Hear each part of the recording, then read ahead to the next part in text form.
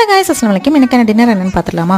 எனக்கு ஒரு pasta items தான் இன்ஸ்டாகிராம் பார்த்துருந்தேன். சரி, ஓகே, எனக்கு அதையே ட்ரை பண்ணலாம் பிளான் பண்ணியாச்சு. அதுக்கு தேவையான ஐட்டம்ஸ்லாம் என்னென்னா பூண்டு, வெங்காயம், தக்காளி, ரெட் கேப்சிகம் மஸ்ட்டு, அதுக்கப்புறமா கொஞ்சமாக காலிஃப்ளவர் வேணும், கொஞ்சமாக பன்னீர் வேணும். ஃபஸ்ட்டு வந்துட்டு என்னென்னா ஆயில் போட்டுட்டு நம்ம கார்லிக்கை மட்டும் கொஞ்சமாக சாட்டே பண்ணி எடுத்துக்கணும். அதுக்கப்புறம் ஆனியனை போட்டு நல்லா கேரமலைஸ் பண்ணிடணும். ரெண்டுமே நல்லா கேரமலைஸ் ஆனதுக்கப்புறம் போட்டிருக்க வெஜிடபிள்ஸ் எல்லாம் போட்டு நல்லா வதக்கிட்டு அது கூட வந்துட்டு காரத்துக்கு ஏற்ற மாதிரி நான் காஞ்ச மிளகா போட்டிருக்கேன். ஆனால் அவங்க போட்டது வந்துட்டு சில்லி ஃப்ளேக்ஸ் தான் போடுவாங்க. நான் காஞ்ச மிளகா போட்டிருக்கேன். அதுக்கப்புறம் கொஞ்சமாக தண்ணி ஊற்றிட்டு நல்லா அதை வந்துட்டு ஒரு 5 மினிட்ஸ் வந்துட்டு நல்லா கொதிக்க விட்டுட்டு இறக்கிடணும். அதை வந்துட்டு பேஸ்ட் மாதிரி அரைச்சி எடுக்கணும். அது கூட நான் கொஞ்சம் பன்னீரும் போட்டிருக்கேன்.